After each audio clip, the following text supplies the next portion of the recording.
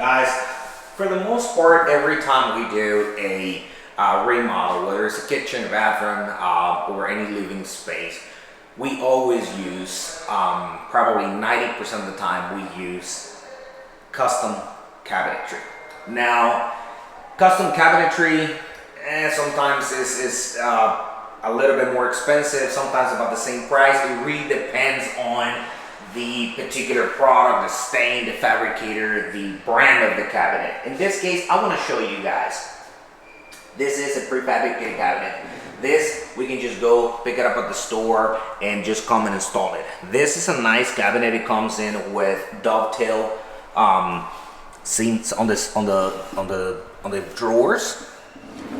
Soft close drawer. Another nice thing is that this bad boy has the glides underneath, which allow the drawer to be a little bit more spacious. That's another important thing. Soft close. The actual cabinet on the inside of it, pre-finished. It has a nice coat and finish on it. Same thing, the hinges are soft close as well.